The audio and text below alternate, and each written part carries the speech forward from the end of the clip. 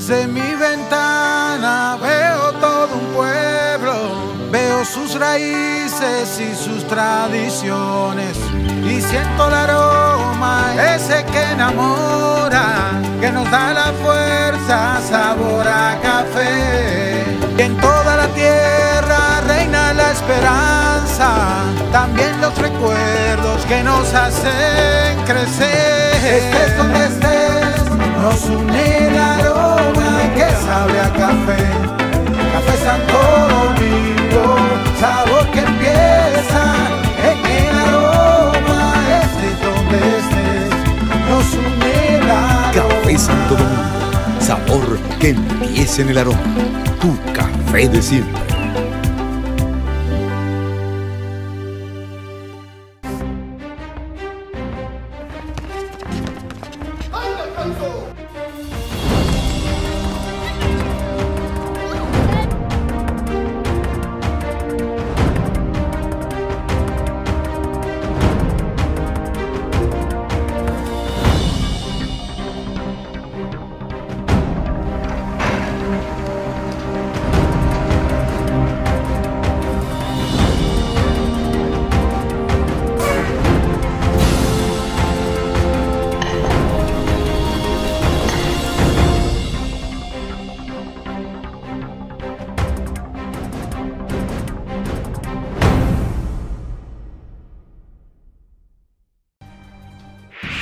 Las ciudades en nuestro país crecen, están vivas. Los túneles, pasos a desnivel, elevados y avenidas funcionan como grandes venas que conectan todo. Y como todo sistema, debe ser cuidado. En el Ministerio de Obras Públicas y Comunicaciones tenemos brigadas dedicadas exclusivamente para la limpieza de invernales, reconstrucción y construcción de alcantarillas, mantenimiento a túneles y elevados, trabajando de sol a sol las 24 horas los 7 días de la semana.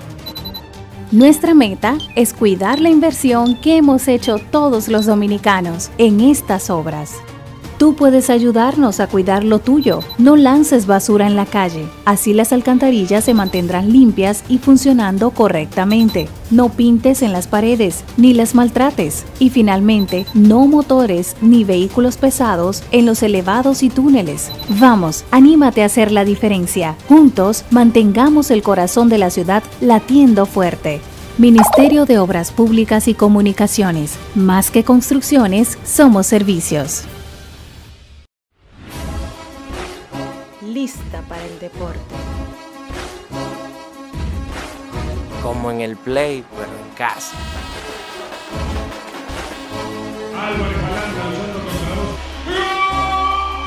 Para que lo escuchen hasta los vecinos. Celebremos con todo, por deporte. Plaza Lama, la super tienda.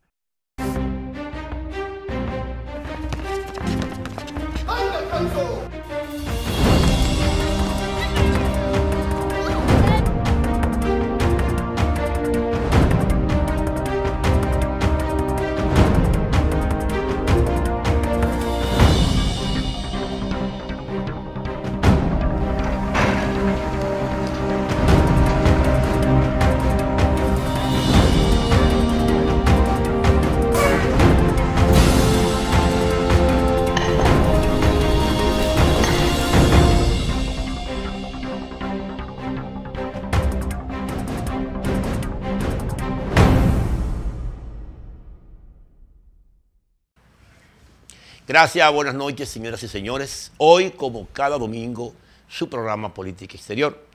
Tenemos el grato placer de contar como invitado especial con el doctor Guido Gómez Mazara, dirigente político, académico, doctor en Derecho, egresado de Columbia University, ser humano, padre de familia, pero sobre todo la cosa, amigo personal, que es la condición más importante de todas. Lo demás se puede sobrevivir sin eso, claro, pero no sin amigos. Claro. Doctor Mazara, bienvenido a este programa. Ya teníamos el inmenso deseo de dialogar sobre temas de importante actualidad en temas de política exterior. Cómo no, con mucho Guido, para los amigos que nos ven en el exterior, que son un par de millares ya, que reciben el programa por diferentes vías, y para los amigos de República Dominicana, ¿cuál es tu visión de la perceptible, irremediable victoria de Jair Bolsonaro en Brasil sobre la base de una gran conspiración mediática y multisectorial, multifactorial, que se dio en esa gran nación y que coloca fuera de balance a las fuerzas progresistas de América Latina? Con mucho gusto. Mira, primero gracias por la invitación. Yo quiero hacer una reflexión un poco extensa, porque hay una propensión a analizar el fenómeno cuando se da, pero poca gente sigue el hilo. Previsiblemente. Exactamente. ¿Qué desde mi punto de vista ha pasado en Brasil? Yo siento que, si bien es cierto, Brasil es parte de un ciclo político que muchos estudiosos llaman el proceso de izquierdización de América Latina, que tiene como punto de partida la victoria electoral del ciudadano venezolano, ya muerto, Hugo Chávez Frías. Ese proceso que transformó el mapa electoral en Venezuela, Argentina, Bolivia, Nicaragua, porque hubo una reinserción del presidente Ortega, Ecuador, Uruguay, El Salvador. Claro, El Salvador. Es una clara manifestación de cómo los péndulos de la historia se han ido moviendo históricamente. Yo pienso que hay que colocar en contexto los factores que condujeron a eso. La mayoría de los sectores democráticos en América Latina en la década de los 60 y de los 70, y hasta en los 80, entendieron que la opción electoral era un matadero, una frase de Juan Bosch. Incluso en República Dominicana, en los años 70. Claro. Entonces, y por vía de consecuencia, ellos entendían que la vía de la acción revolucionaria era la mejor respuesta en el contexto de una guerra fría que se tornó muy agresiva con los sectores de izquierda. Para que la gente tenga una idea, desde el año 1959 hasta el año 79, las únicas dos manifestaciones de éxito de acción revolucionaria fueron en Cuba y en Nicaragua. Hubo una opción... Por la vía violenta. Sí, por la vía violenta. Por la vía del voto fue Chile. Y además, la gente se olvida que Maurice Bishop también fue electo. Le dieron un golpe de Estado. Claro. Y una invasión. Sí. Primero un golpe de Estado, después vino una invasión. Entonces, Sí. era Reagan presidente. Hay que recordar eso. Claro. Entonces, ¿qué ha pasado? Que ese proceso de éxito electoral de las izquierdas condujo a un reordenamiento del esquema en todo el continente y activó los circuitos que de una forma u otra siempre han estado en el centro del debate. Y tú no puedes pensar que eso acontezca sin que el fenómeno de Brasil, que es un referente de suma importancia, se estremezca. Ahora, antes de Brasil, ¿qué pasó? Porque tú no puedes colocar lo de Bolsonaro como un hecho aislado. Es parte de una acción conjunta. La primera manifestación fue Argentina. Macri. Ahí está. En ese mismo orden, una ruptura en el modelo ecuatoriano, donde un endoso inicial del presidente Correa termina siendo como una fuente de conspiración de Lenin hacia él. Y a partir de ahí, Colombia. en el caso de Colombia, es un fenómeno sumamente interesante, porque si bien es cierto, el presidente Duque gana las elecciones, como las ganó, yo entiendo que el factor fundamental que empujó esa confrontación se inició con una perturbación de las relaciones de dos figuras importantes, dos expresidentes, pero que el líder histórico de ese proceso, desde el punto de vista electoral en Colombia, es Álvaro Uribe Vélez. Irremediablemente. Fuera de discusión. Entonces, Es eso la figura dominante. Claro. Él es un caudillo, en el mejor sentido de la palabra. Sí. Entonces, frente a ese acontecimiento, yo pienso... Lo cual es una, perdón que te interrumpa, Guido, lo cual es una sorpresa en un país tan culto como Colombia, Claro. que el caudillismo se mantenga como regla fundamental del arsenal político. No es una digresión, pero eso obedeció a un factor. En el subconsciente de la mayoría de los colombianos, la vuelta al orden, es decir, la tranquilidad ciudadana, el poder transitar por las calles, tuvo mucho que ver con la acción de represión terrible que utilizó la gestión del presidente Uribe respecto de los grupos guerrilleros, básicamente de las FARC. Muy cierto. Inclusive el presidente Santos se hace presidente, entre otras cosas, porque era el ministro de Defensa en ese momento. Que aplicó esas medidas. Y eso lo catapultó. Todavía hoy están discutiendo sobre falso positivo en Colombia, para que la gente tenga una entienda. 8.000. Perfecto. Entonces, volviendo al tema de América Latina, ¿qué pasó? Que eso tenía que expresarse en Brasil. Brasil, durante la gestión de Luis Ignacio Lula da Silva y Dilma Rousseff, se constituyó en un referente de transformación económica y social en todo el continente. Ahora, yo sería un irresponsable si yo vengo a tu programa a decir que todo era un jardín de rosas. Hubo excesos, la corrupción se evidenció, mucha gente perdió el rumbo, pero hoy Lula está preso en un proceso con características tan irracionales como la siguiente. El apartamento nunca lo ocupó. El empresario que dice que el apartamento era de él no pudo comprobar ningún tipo de contrato, pero algo que le pone la tapa al pomo. Hoy, salen los medios de comunicación que el nuevo ministro de Justicia es nada más y nada menos que Sergio Moro. El juez federal que inició toda la fase de persecución y sanción contra el presidente Lula y otros funcionarios de la administración PT. ¿Qué quiero decir con esto? Que en Brasil fue una combinación de errores, de un cansancio de 4 periodos consecutivos y sobre todas las cosas de una articulación perfecta de sectores conservadores que en ganas de ganar el poder utilizaron la vía judicial, yo hablo de la judicialización de la confrontación política, y encarcelaron al fenómeno político que era inderrotable, en este caso, Luis Ignacio Lula da Silva. Ahora, vamos al terreno práctico de Brasil. ¿Quién es Bolsonaro? Pues la gente podría pensar que él es el típico outsider. No, él es una persona que está en la estructura del poder legislativo hace 19 años. 27. Entonces, no una persona, él viene desde los parámetros municipales y claro, fue creciendo, pero es un hombre del status quo de la política. O sea, el fenómeno de un outsider no es aplicable en su caso. No es él. No. Porque la gente en nuestras sociedades, quizás porque no estudia el fenómeno, es muy ligera a la hora de emitir consideraciones. Claro. Él tiene parecidos con el presidente Trump. ¿Tú sabes por qué? No solo por su discurso de carácter conservador, y que en pleno siglo XXI uno piensa que es impropio, con una carga racial muy alta, con un nivel de intolerancia sobre las opciones sexuales alternativas. Sin embargo, al igual que Trump, no es una persona ajena al sistema de partidos políticos. Y en el caso de Brasil, yo quiero consignar lo siguiente. Mira. Populista también.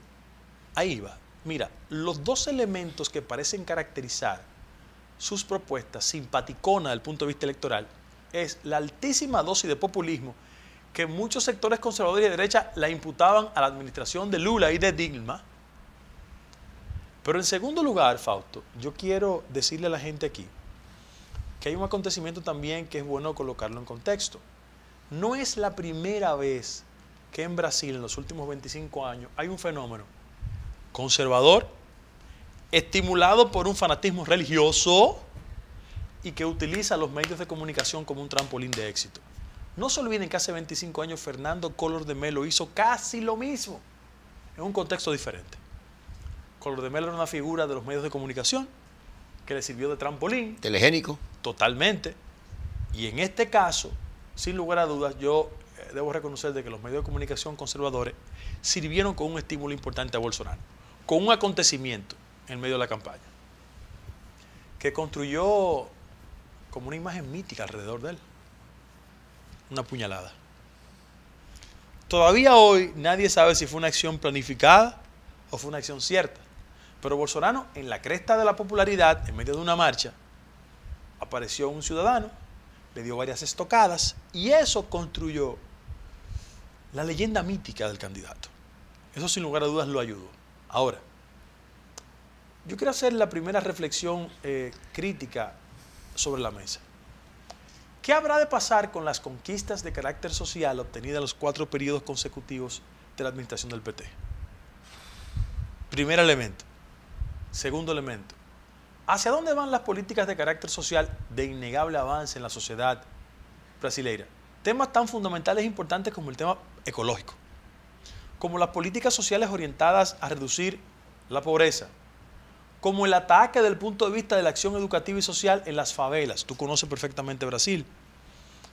Es muy fácil desde estas distancias caribeñas hacer un análisis en frío, de las estadísticas. Liviano. Pero el proceso de reforma y transformación que encabezó la administración PT en Brasil está ahí.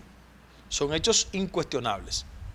Yo debo de admitir que si bien es cierto, podremos partir de ligero a la hora de evaluar al bolsonaro, yo tengo que llegar a la conclusión de que no es posible revertir de golpe y porrazo ese tipo de conquistas, porque eso sí va a generar un fraccionamiento en el seno de la sociedad brasileña de consecuencias funestas. No es la intención mía estimular catástrofes ni predecir acciones violentas, pero si la administración del nuevo presidente brasileño no hace conciencia de los avances sociales de la administración del PT y quiere venir a dar un golpe de inmediato, eso tendrá convulsiones y reacciones duras en todo Brasil.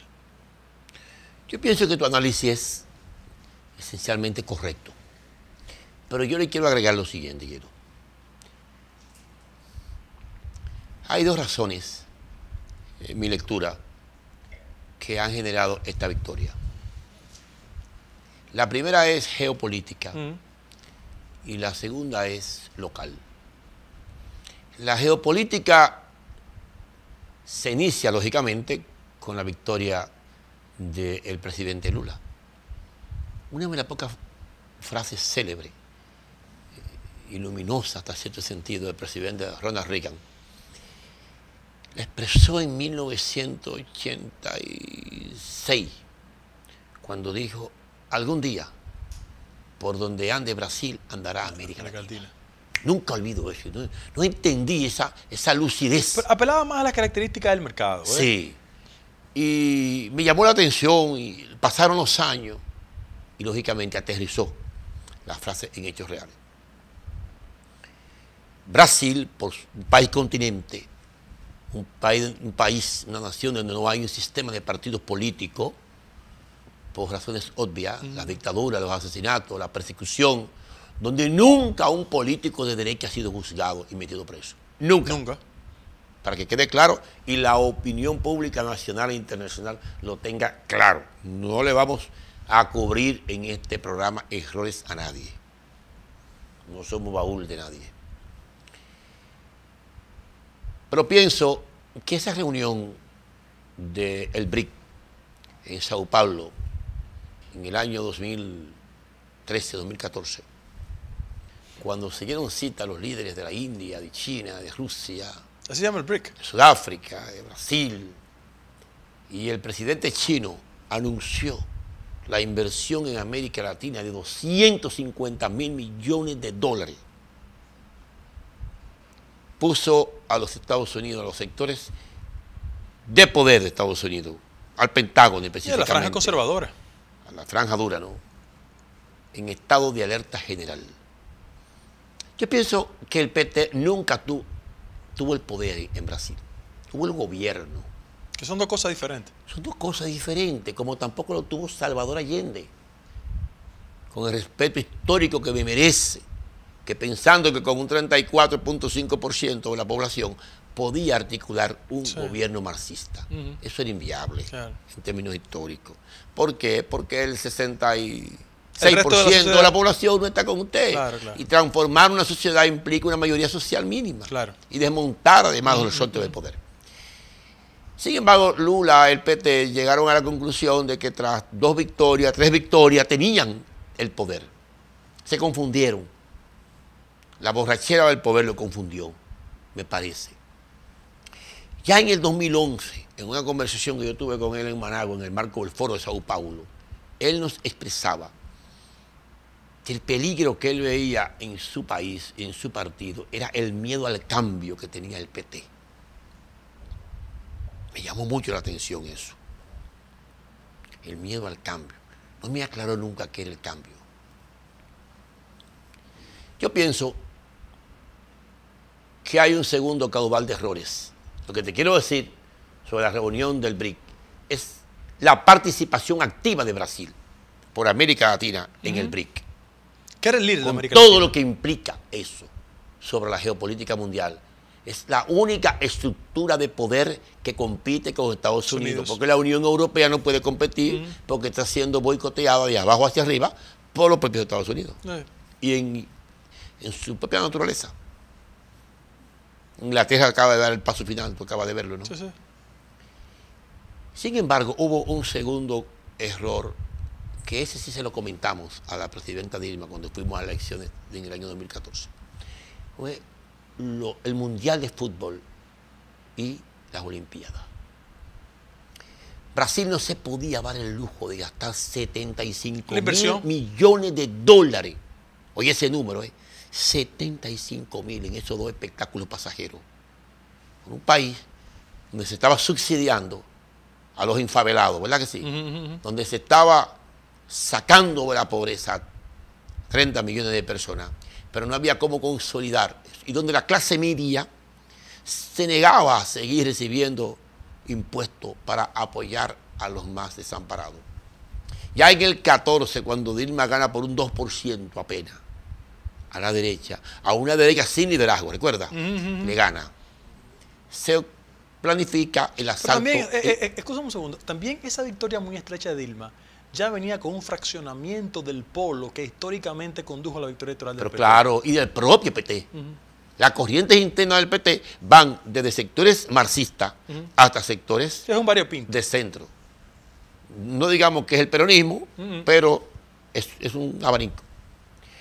Entonces, el tercer error de conducción, o sea, el geopolítico, el BRIC, el tema de inversiones inadecuadas y manejo de la economía en términos incorrectos. Pues si tú invertías 75.000 millones de dólares en programas sociales o en reestructurar la economía, el Sacaba impacto de esos recursos y lo incorporaba a una inversión deportiva. no tiene sentido esa locura. Y otros que no te quiero mencionar, como la transferencia de recursos de 115.000 millones de dólares a Petrobras. O sea, sangró el Estado de manera desproporcional. Con el respeto que me merecen expertos en este tema, como el amigo Viedo, donde estoy, ¿verdad que sí? Ali el Gordo. Que sabe más que nosotros del tema brasileño, pero que se ha dedicado a eso, honradamente. Y vivió allá. Y que seguro nos está viendo. Y vivió allá. Fue diplomático ya, ciertamente. Yo te quiero decir que eso, sumado a la pérdida de control del aparato partidario sobre el tema ético, porque fueron varios ministros, varios Encausados. presidentes, y eso empezó con el famoso mensalao. Tú lo recuerdas, ¿no? Que no era más que el pago. Esa palabra, yo duré tiempo La intentando traducción. averiguar qué quería decir eso. Todas las revistas brasileñas hablaban de mensalao. eso. Hasta que un día yo me dijo, el mensalao, eso no es más que una pequeña mensualidad que se le paga a los congresistas. Sí, sí, sí. ¡Wow! Yo brinqué para arriba. Aquí de tenemos un doctorado en eso. Digo, no, aquí hay máster. Claro. Y yo no entendía el tema hasta que me explicó de qué se trataba, por qué se llegó a esa necesidad. Sencillamente no hay partidos nacionales en Brasil, hay partidos regionales. Porque no hubo tiempo de armar un partido nacional. La dictadura nunca lo permitió, la debilidad institucional enorme, el territorio imposible de recorrer, sin recursos económicos, no había una ley de financiamiento. Entonces las victorias implicaban que los errores se iban ocultando. Tú sabes que una victoria, Guido, oculta los errores claro. de la misma victoria, ¿verdad que sí? Aunque yo creo también que lo de Bolsonaro también genera lo que yo llamo la nostalgia autoritaria de la sociedad brasileña. En el fondo la tiene. ¿Qué pasó? El éxito Estructuralmente. de las políticas del PT colocó en el centro de la sociedad brasileña la idea de una izquierda, pero de una izquierda que era respetuosa de los mercados, que generó crecimiento innegable en la economía brasileña. Y beneficio a la gran clase construyó empresarial. en los ojos de la comunidad internacional un referente de prestigio y respeto. Eso es innegable. Y de eficiencia de izquierda. Perfecto. Porque no podamos, no nos olvidemos de lo siguiente. En la construcción de los modelos de izquierda, hasta en los mismos sectores académicos norteamericanos, hablaban de dos modelos. Ellos decían, bueno, aquí la izquierda ha sido exitosa en toda América Latina, pero hay dos modelos. El modelo decimonónico, el cubano, el nicaragüense, el boliviano. Pero hay un modelo que ha respetado el mercado. Y decían, Chile, Uruguay, Brasil. Claro. Es decir, Los dos polos. este golpe, que era un reconocimiento de sectores antagónicos de que había un modelo de gestión eficiente. Esa es la verdad. Este golpe de carácter ético lo que hace es provocar todo un fenómeno de ira interna que frente a la incapacidad de ganarle electoralmente activan los circuitos, el judicial pone en los ojos de la comunidad brasileña y del mundo entero escándalos de corrupción fuera de discusión. Y ese fenómeno tuvo tantas implicaciones que si existe un modelo de corrupción global, Odebrecht. Guido, cuando Lula ganó las elecciones en Brasil, fue contra todo lo previsto.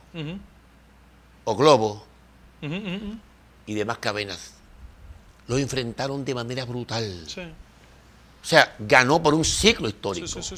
de agotamiento del modelo. Pero esa misma prensa le siguió siendo enemiga hasta el final. Claro. Como se lo fue el Mercurio. Claro. Como se lo fue el Mercurio a Salvador Allende. Claro. Y como se lo fue el Mercurio a la Concertación. Y como se lo es el Mercurio a los partidos progresistas de Chile hoy. Bueno, es que el éxito de una propuesta y progresista... como se lo fue, perdón, escúchame, el Caribe, digamos. A Juan Bosch. A Juan Bosch, no. Y como le fue el Caribe a Antonio Guzmán, y como se lo fue a al Salvador, PRD. y como se lo fue a Peña, y como se lo fue a la Fuerza Progresista de este país. Para no decir otro periódico. Bueno, el problema, Fausto, es que en la lucha política los resortes de la comunicación también responden a criterios ideológicos. Y si bien es cierto... Y empresariales. Los proyectos de izquierda en América Latina tienen el legítimo derecho de construir su éxito en la gestión, también deben exhibir su habituallamiento comunicacional que de una forma u otra los defienda. Sin ánimo de malentender las cosas, Chávez siempre tuvo claro eso. Ese modelo, digo, no estamos aplaudiendo acciones irracionales de la administración del presidente Chávez, ni nada que se parezca, ni conculcación de derechos fundamentales. Lo que estamos diciendo es que él no podía estimular un proyecto de sociedad y expandir su modelo sin tener una cuota de cobertura comunicacional. Y eso es lo que ha hecho. En el caso... Y sin reformar la justicia. Exacto. Pero en el caso de los sectores conservadores, evidentemente tú haces un mapeo por toda América Latina y te darás cuenta que, si bien es cierto, las acciones de izquierda ganaron, la resistencia mediática estuvo presente. Ecuador te lo dice. Solo México, sorprendentemente ahora, pareció haber un pacto político con Andrés Manuel.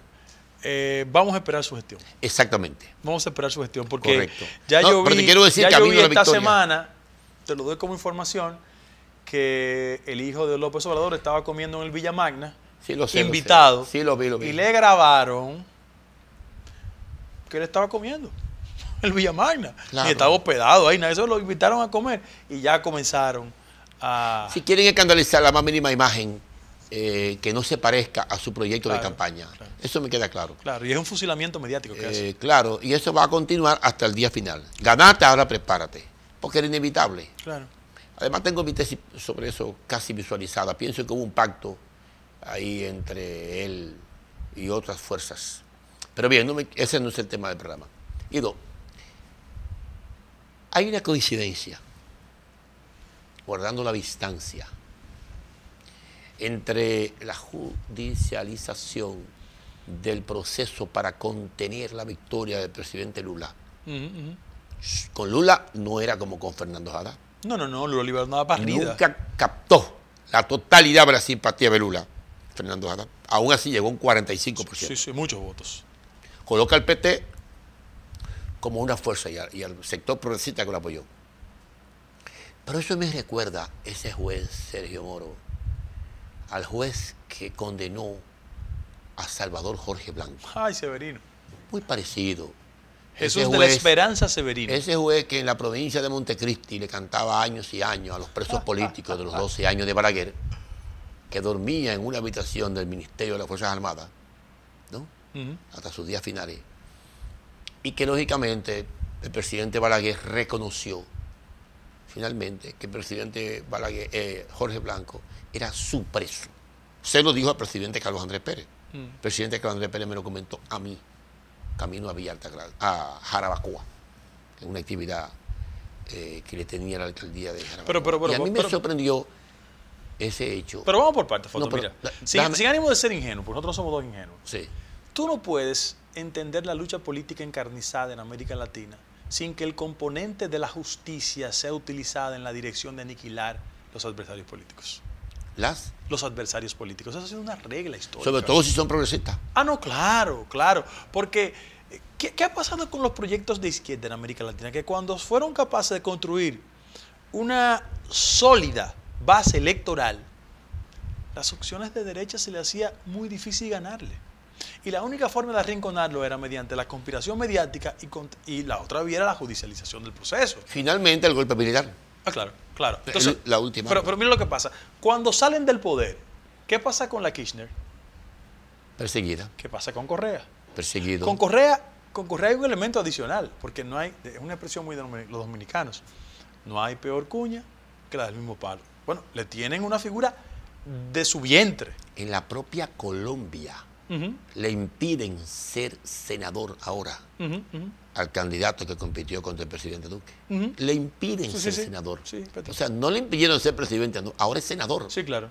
Una persecución brutal. Sí, una forma de excluirlo de la estructura política formal. Y de cara al próximo proceso, porque sí. se visualiza como el próximo presidente. No, yo no tengo dudas de que Petro es la cabeza visible de la oposición política en Colombia. Claro. Sin embargo, yo quiero muchísimo a Colombia, voy con frecuencia a Colombia. Lo que yo pienso es que el fenómeno de Lula, en términos de potencialidades tiene, de liquido judicialmente, debe ser tomado en anotación por los dirigentes políticos que se proyectan y que tienen perfil de ser cara a su potencial candidato presidencial. De cara a su estrategia de victoria. Correcto. Y de subsistencia política. Correcto. Pero tú no encuentras una similitud entre el juez Sergio Moro por su pequeñez y por su compromiso que tenía con la derecha y el juez Severino. Porque finalmente, ¿por qué fue condenado el presidente Jorge Blanco, guardando la distancia? Bueno, no hubo prueba. Pero eso obedecía a una acción puramente política. Pero Estado. Claro. ¿Y a qué obedecía la de Sergio Moro? A una línea maestra superior. Totalmente. Superior. Con la diferencia de que a Moro lo compensan con el Ministerio de Justicia. Quedó claro. Y al juez Fue un Severino. intercambio. Me trancas a Lula y te premio. Claro. Y aquella era, te tranco a Salvador y me eternizo en el poder 10 años. Claro, era la lógica de Balaguer. Claro. Pero lo que quiero decir es lo siguiente. Además, el desarme ético que significó para el PRD la prisión de Salvador, el desarme ético que significó para el PT la prisión de Lula. Sin embargo, yo debo de admitir con mucha responsabilidad que cuando a un partido político tú le judicializa su principal figura y es capaz de construir esa opción 45% en el mercado electoral, es una realidad que está ahí y tú no la puedes borrar de golpe porrazo. No. Por lo menos te está claro que lo que viene Bolsonaro es aniquilar el PT en términos judiciales, de persecución, y en términos de descrédito mediático, y en términos de lo que implica para América Latina aniquilar el PT. Y activar circuitos de persecución de corrupción que van a tocar líderes liberales de América Latina. Pero eso será proporcional a la línea que es reciba de Washington. Porque esa es una agenda que la maneja Washington, tú lo sabes.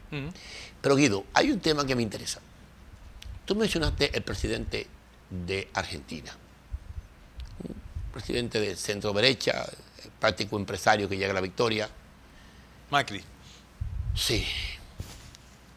Aplica una receta neoliberal a ultranza. El peso argentino, una devaluación de más de un 100%. No hay indicio de crecimiento de la economía hasta el 2020. 55 mil millones de dólares le pide al FMI después que se habían roto las relaciones con el FMI. Rompe todos los esquemas sociales que había aplicado el kirchnerismo. Y lógicamente se confronta con la sociedad.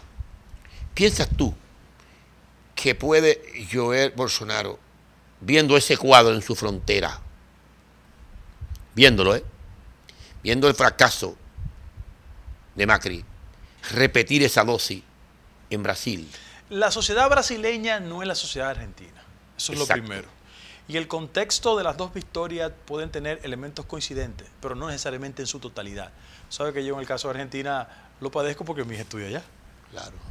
Y ella me explica, lo da como testimonio, cómo ha ido evolucionando visualmente el cuadro de la pobreza y de la miseria. Es brutal. En Argentina, fundamentalmente en Buenos Aires. Me dice ella. En el Gran Buenos Aires, ¿no? Exactamente. Me dice ella que el tramo de la universidad a la residencia de estudiantes, ella veía 2 o 3 personas mendigando, pero ahora ve 40 y 50.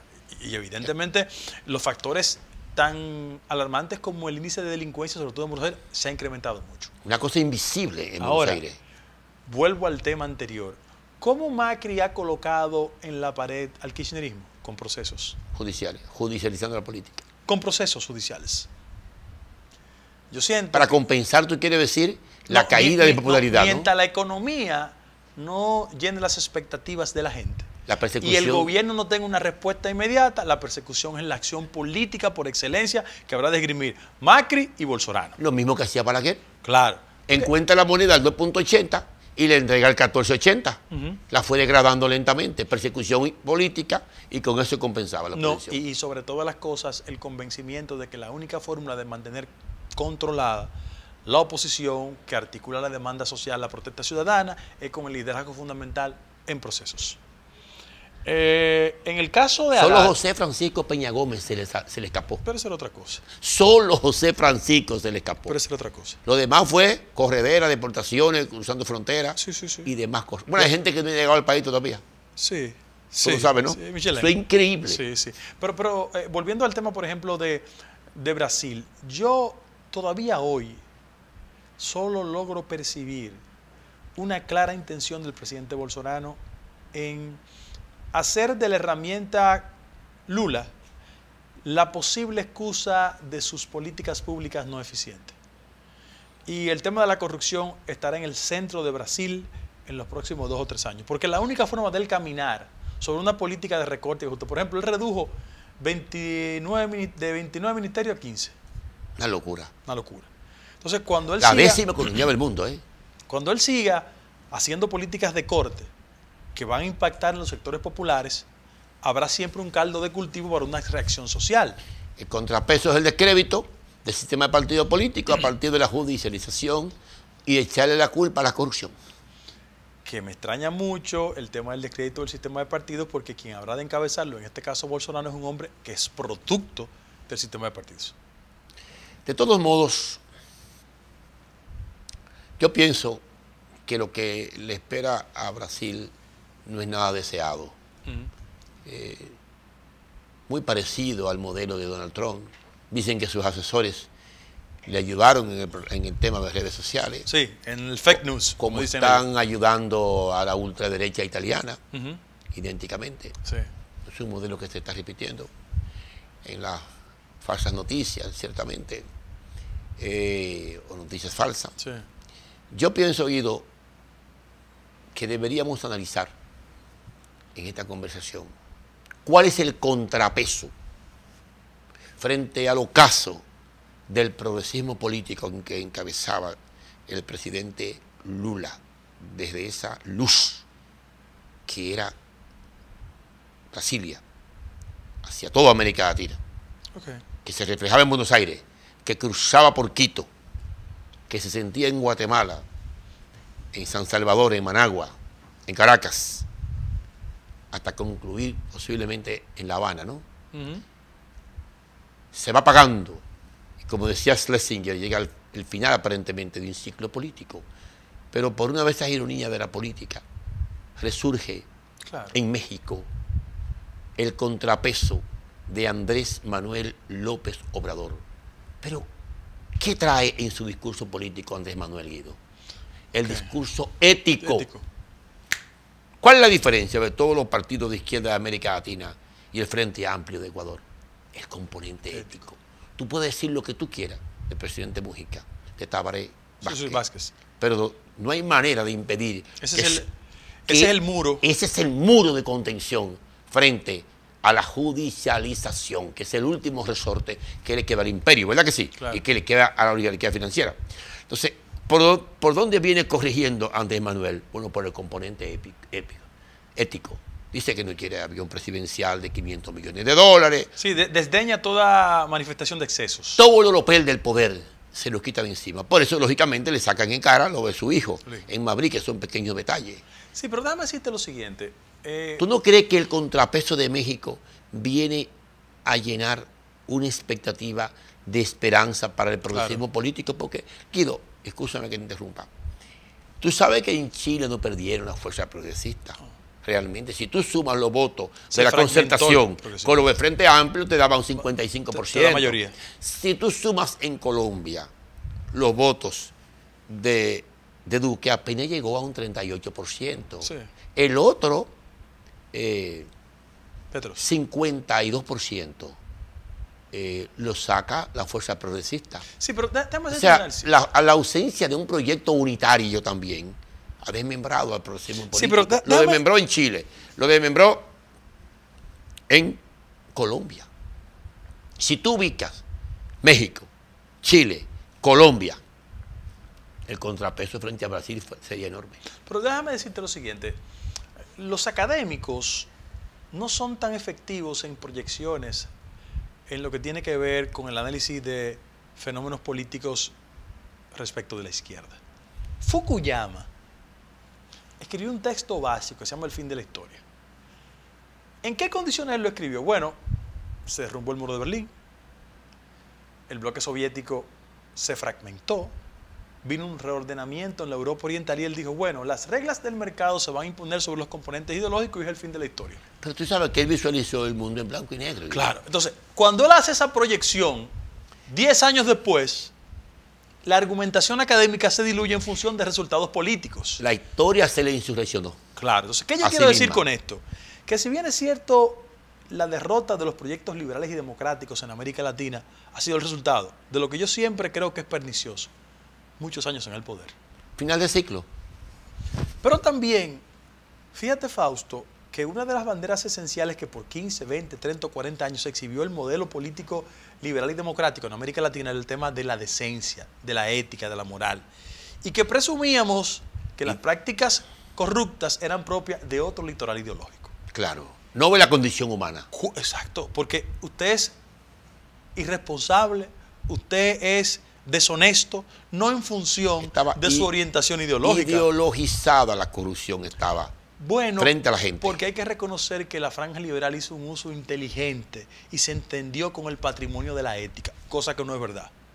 Aquí hay gente decente en la derecha y en la izquierda, en el centro, atrás y adelante. Eso Claro, no tiene claro, nada que ver. claro, claro. Entonces, frente a ese acontecimiento... Claro, históricamente, Guido, perdón que te interrumpa, y porcentualmente, la derecha ha sido la madre de toda la estructura corrupta. Evidentemente ha gobernado más que la Por un izquierda. asunto de manejo de poder. Claro. Entonces, mira lo que pasa. Cuando este proceso de deterioro comienza a expresarse y la gente se da cuenta, bueno, que líderes históricos en Brasil tienen acontecimientos que no pueden justificar, que referentes tan importantes para los que por años hasta buscamos en la tica fondos para la revolución nicaragüense, chocamos con acontecimientos que nos llaman la atención, necesitamos un aliento inmediato. Y frente a ese derrumbe, México. Un fenómeno que no ha sido bien estudiado, porque López Obrador, que no es un outsider, es un hombre Pero para del nada. sistema de partidos, Para lo nada. que hace es que entre en una profunda confrontación histórica con las mafias del sistema de partidos que se expresó en el PRI y rompió con ellos. Que fue el PRD y rompió con ellos y construye Morena como una alternativa y contra viento y marea gana el poder. ¿Por qué?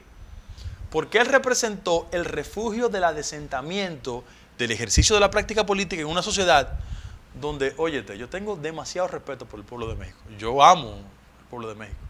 Estuve inclusive recientemente allá. Pero tengo que llegar a la conclusión que los niveles de corrupción en México, Son estructurales. Sencillo. tan elemental como eso. Estructurales. Inclusive Peña Nieto, que construyó en el subconsciente de muchos mexicanos la idea de una nueva ola de dirigentes del PRI. Las figuras fundamentales que lo acompañaron están procesados. Totalmente. Entonces, ¿qué revela eso? Que América Latina necesitaba, y digo yo, todavía hoy necesita, referentes que se expandan más allá de un fenómeno acrisolado como Mujica. ¿Por qué Uruguay es un... Guido, y escúchame que te interrumpa. Quizás somos un poco injustos. Y como Evo Morales. Morales también, no, claro, claro. Porque Yo creo que somos sí. injustos. Claro. Lo ignoramos casi siempre. Claro, pero, no sé por qué. Pero Evo ha dado manifestaciones de Pero ser un hombre Evo ha dado demostraciones de eficiencia administrativa y de una consolidación, y de una ética, consolidación ética. fuera de discusión. Pero lo que pasa es que el paradigma es innegablemente Mujica. Claro, claro. Entonces, ¿qué pasa? Los niveles de prudencia y de humildad ¿Qué son... pasa con él? Que él ha salido del poder y se ha constituido como un látigo referencial de todos los excesos y exabruptos propios de gente que creía que la pura y simple militancia de izquierda le daba licencia para hacer y deshacer. Claro. Y cuando le han auscultado su conducta administrativa, han llegado a la conclusión, no, pero se parecen a los otros. Entonces, México en eso va a ser Tanto importante. en el poder como fuera del poder. Claro, claro. Entonces, México va a ser importante no solo por lo que implica el éxito de López Obrador, sino como el espejo que implica. la posibilidad de que siempre es importante mantener como punto de referencia el adesentamiento de la administración pública. Claro, Guido, los medios de comunicación lo van a tener bajo puntería constante. Ahí. Y un detalle de $2 será un escándalo nacional. Claro, claro. Que te quede claro. Déjame darte como dato, tú lo conoces perfectamente, pero su confrontación esencial fue contra Carlos Slim por la construcción del aeropuerto de Ciudad de México. Y sigue. Acaba de convocar un plebiscito para eso, ¿no? Una consulta para eso. O sea, el ícono en América Latina y en el mundo de la acumulación públicamente hace un ejercicio de confrontación con un candidato presidencial, el candidato presidencial lo derrota. Pero México sigue siendo la última esperanza del progresismo, encuentro Claro, yo. Es referente claro. hacia dónde debe ir la nueva izquierda latinoamericana. Porque hay procesos que están agotados en términos históricos. Los hay que están agotados. En El términos cubano, históricos. por ejemplo. Sencillamente, yo no diría que el cubano, porque tiene otra circunstancia el cubano, pero otro proceso, a lo que no me quiero referir por aquí, porque no quiero yo ser su verdugo. Pero, yo te pregunto, ¿qué piensas tú que va a pasar en México en este sexenio? ¿Cuál es tu visión? Mira, ¿Qué piensas tú? ¿Cuál tú crees que va a ser? Hay dos hojas de ruta, Sí, recuérdate, para el presidente López Obrador. El adesentamiento de la vida mexicana política, que tiene 100 años de incongruencia, ¿verdad que sí? Segundo, la pacificación de México en su lucha contra la degradación a que lo ha llevado el narco. Sí. Y tercero, el rol de México como nueva potencia política en América Latina, que tú sabes que lo perdió de Brasil. yo también antepongo un elemento fundamental, sus relaciones con Estados Unidos. Por ahí pasa todo, en tu opinión. Mira, son varios elementos. El principal desafío de López Obrador es demostrar que se puede ser presidente en América Latina teniendo como regla esencial la decencia. Y yo no tengo dudas que vendrán procesos judiciales en México respecto a líderes importantes. ¿Tú también estimas que va a aplicar Sí. la judicialización? Sí, yo creo que es innegable porque él está muy consciente de que sus políticas de cambio y de reforma van a confrontar de inmediato a un sector que se va a sentir excluido. Y si él solo piensa en gobernar sin tener a raya ese sector, si no lo tiene, eso se transforma en una conspiración inmediata contra él. Segundo lugar, Recuerda que en México no hay reelección presidencial. no. Esa es la diferencia de Brasil. No. Lo que sí puede hacer una gestión eficiente que garantice un líder alternativo que le dé continuidad a la administración de Eso López sí, Obrador. Eso claro, sí. claro. Segundo elemento. Ahí me llama la atención, y cuando he estado en México siempre me impacta, todo el proceso de control que ha ido construyendo el narcotráfico y sus redes en la sociedad mexicana. Con la excepción de Ciudad de México. Claro. Hay un pacto subterráneo ahí. ¿Verdad que sí? Pienso yo. Hay un pacto subterráneo. Pero, No hay otra explicación. sí, pero tú tienes que llegar a la Un conclusión. pacto de frontera, tú quieres Sí. decir, ¿no? Tú tienes que llegar a la conclusión de como una sociedad tiene esa proximidad con los Estados Unidos, por vía de consecuencia se constituye, y lo hago en el marco del mayor respeto posible, es un problema puramente fronterizo y de aproximación. Ellos se constituyen el puente ideal de trasegar toda clase de actividad ilegal hacia los Estados Unidos. De todo tipo. Fundamentalmente el narcotráfico. Ahora, el problema es que el tema del narcotráfico en la relación de poder en México es un factor determinante desde el punto de vista económico, social y político. Mira, hay demarcaciones en México que si el liderazgo político subterráneamente o públicamente no llega a acuerdos, pactos o entendimiento con actividades ilegales, no alcanza el éxito electoral. No, ni hay convivencia social. Bien, entonces ese es un tema que tiene que abordar López Obrador con mucha responsabilidad. Ya lo abordó Calderón, 75.000 Sí. muertos dejó. Lo que pasa es que Calderón lo hizo de una perspectiva ultraconservadora. Militarizando el Sí, proceso. y esa no es la solución. No. Esa no es la solución. Yo creo que López Obrador va a hacer un abordamiento mucho más racional, inteligente, con componentes de carácter Combatiendo social. la inequidad social. Claro. Yo pienso que eso es importante. En tercer lugar, Fausto, mira, la relación de Trump con México tiene que tener como punto de referencia la característica y naturaleza de quien gobierna en México. Si es un presidente que de antemano establece líneas de respeto, habrá respeto en la Casa Blanca. Si entra en otras actitudes, se empequeñece frente al continente y frente al pueblo mexicano. La experiencia reciente de Peña Nieto respecto de Trump no fue la mejor. No fue la mejor. Y en este sentido, una de las grandes responsabilidades que descansa en el nuevo presidente mexicano, el hecho de deslindar los campos de respeto, de coexistencia, pero sobre todo la cosa de la construcción de una relación armoniosa entre ambos países. Y yo quiero acotar aquí que una de esas ironías de la vida es que las mismas características de Trump produjeron un voto mayoritario hacia López Obrador, porque López Obrador demostró era el contrapeso nacional. Que era un contrapeso. Y claro. En ese sentido, yo garantizo de una forma u otra, y no parto de ningún análisis ingenuo, que habrá un flujo de mayor respeto y consideración por el mismo perfil de ambas personalidades. ¿Tú piensas que por ser polo contrario habrá una cohabitación? Claro que sí, claro que sí. Estamos en la línea final de este programa, Guido, pero este tema no podemos obviarlo. 7.000 ciudadanos salieron de Honduras. Uf. Millares acaban de salir de Guatemala. Son los desechos de la globalización, digamos, ¿no? En 3 minutos, yo te pregunto, siendo México la frontera sur de Estados Unidos, esta bomba le acaba de explotar a Peña Nieto, por suerte, no le explotó a Andrés Manuel, como bienvenida. Tú acabas de ver los resultados. El presidente Trump está haciendo un uso político excelente para su campaña. Para la elección de noviembre. De eso, no podía serle más certero. Yo no estoy tan seguro de quién fue que ordenó esto. Yo no estoy tan seguro de si esto fue un premio de una de las vírgenes, o si esto fue un accidente de la historia, o si esto fue algo calculado. Porque es el discurso nacionalista perfecto. O la combinación de varios elementos. O la combinación de varios factores. Porque hay alguien que le debe el poder a él en Honduras, ¿no? Entonces, yo te pregunto. Sí, y desde ahí estimula cosas. Exactamente. Lo mismo pasa por Guatemala. Entonces, yo te pregunto, ¿cómo piensas tú que podrá contener el presidente Manuel Andrés López Obrador esa situación tan sui generis que implica para el respeto de los derechos humanos, los derechos del migrante, la cohabitación con Estados Unidos, sin ser al mismo tiempo el policía de contención en la frontera sur? Mira, ese es el principal desafío inicial de la administración de López Obrador. ¿Verdad que sí? Mira, ¿por qué? Porque una persona con un discurso social de sensibilidad frente a un tema de la migración no puede comportarse como un policía agresivo respecto de esos flujos grandísimos que se desplazan desde Guatemala, Honduras, pero fundamentalmente crea un problema de carácter social a López Obrador en la frontera. ¿Qué yo aspiro? Que haya un esfuerzo de conversación serio, responsable, y que no se use políticamente el componente. Porque yo pienso que si López Obrador no obra bien, será el primer obstáculo que va a tener en su gestión.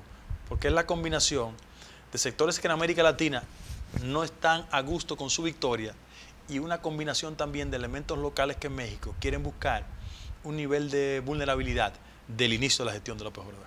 Muy bien. Hemos llegado hasta el final de este programa. Se quemaron varios temas, irremediablemente. Habrá que hacer una segunda parte. Se quedaron otros componentes como las razones sociales de esta migración, cómo contenerla, cómo impedirla, cómo elaborar un gran plan Marshall de asistencia a los países del Triángulo Norte, porque si no, no habrá fuerza que la contenga. Nadie lo detiene. Nadie lo va a detener, como nadie la detiene en el norte de África, como nadie la detiene en Asia. Señoras y señores, hemos llegado al final de su programa Política Exterior. Será hasta el próximo domingo. Volveremos. Muchas gracias. Guido.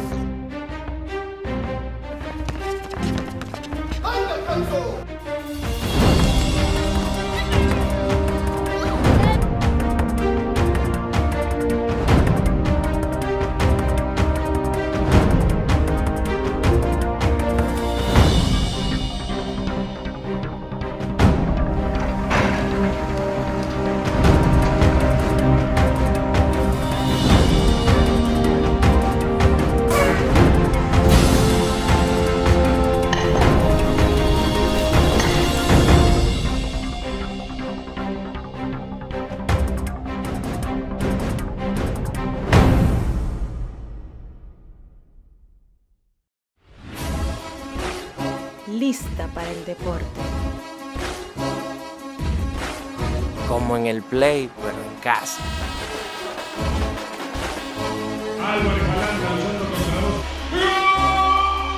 Para que lo escuchen hasta los vecinos. Celebremos con todo, por deporte. Plaza Lama, la super tienda.